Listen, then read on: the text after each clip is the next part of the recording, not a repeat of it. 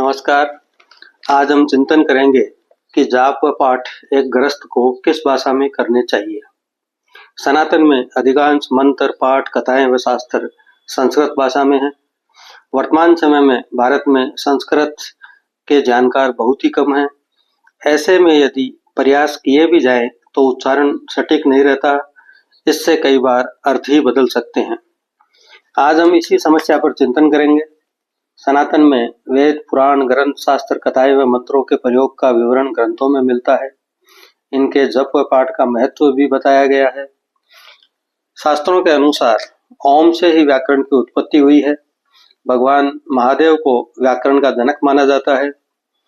वेद, पुराण, उपनिषद, रामायण, महाभारत, दुर्गा सप्तशती आदि अनेक ग्रंथों के रचयिता स्वयं त्रिदेव व कुछ महान मनीषी ऋषियों द्वारा किया गया है। इनमें व्याकरण की सहायता से इन्हें इस प्रकार रचा गया है कि इनका अक्षरश उच्चारण ब्रह्मांडीय ऊर्जा से जुड़ जाता है और साधक को उचित फल प्राप्त होते हैं। गोस्वामी तुलसीदास द्वारा रचित रामचरितमानस का भी बहुत महत्व है। यह ग्रंथ संस्कृत के स्थान पर अवधी भाषा में रचा गया है। गोस्वामी तुलसीदास स्वयं व्याकरण के प्रकांड विद्वान थे तथा कहा जाता है कि इस ग्रंथ की रचना उन्होंने भगवान शंकर की प्रेरणा से व महावीर, बजरंगबली, हनुमान जी की सहायता से की। अतः इसका भी अक्षरश पाठ साधक को ब्रह्मांडीय ऊर्जा से जोड़ता है। अतः स्पष्ट है कि ग्रंथों व मंत्रों का जाप व पाठ मूल भाषा में ही अधिक फलदायी होता है। अब हम बात करते हैं साधारण गृहस्थों की, जिनको संस्कृत का समुचित ज्ञान नहीं है। वे क्या करें? आजकल भारत में विदेशी मेहमानों को गीता भेंट की जाती है। गीता संस्कृत में है। यदि उन्हें मूल गीता ही भेंट की जाए तो वे उसे कैसे पढ़ पाएंगे? इसलिए मेहमान जिस भी देश का हो, उस देश की भाषा में अनुवादित कर उन्हें गीता भेंट की जाती है। इसके मूल में भी एक कारण है। सनातन में कहा गया है कि ईश्वर भक्त की भावना देखते हैं।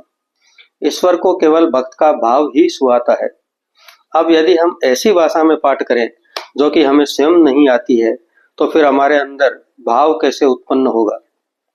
अतः हमें उसी भाषा में पाठ करना चाहिए जो भाषा हम अच्छी तरह से जानते हैं।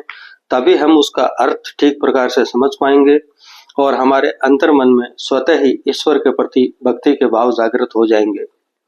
शिव पुराण में कहा गया है कि भक्त को स्वयं द्वारा रचित स्तोत्र से भगवान की स्तुति करनी चाहिए।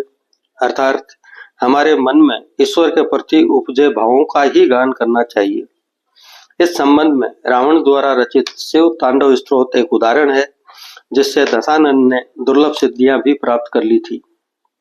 वैसे भी जिस परम ब्रह्म परमेश्वर के एक एक रोम में अनेकों ब्रह्मांड बसते हों, उन्हें भाषा से क्या फर्क पड़ सकता है? अतः स्पष्ट है कि साधक को जप व पाठ सरल भाषा में ही करना श्रेष्ठ रहता है। यहाँ पर एक बात और है। विशेष अवसरों अर्थात त्योहार, मांगलिक अवसर व अन्य किसी विशेष आयोजन में हमें योग्य विप्र को निमंत्रित कर जाप व पाठ करवाना चाहिए। विप्र शास्त्रों का जानकार होता है, उच्चारण पर उसका नियंत्रण होता है तथा उसकी आजीविका का साधन भी यही होता है। अतः वह अपने कार्य में पारंगत होता है। विप्र जो भी पूजा पाठ व जाप करता है, उस पाठ का फल उसे दक्षिणा देने वाले यजमान को प्राप्त होता है, ऐसा शास्त्रों में वर्णित है। जप व पाठ का यह कंटेंट यदि आपको अच्छा लगा हो तो लाइक, शेयर, कमेंट और सब्सक्राइब करना ना भूलें। अगली बार फिर किसी नए विषय के साथ। तब तक के लिए नमस्कार।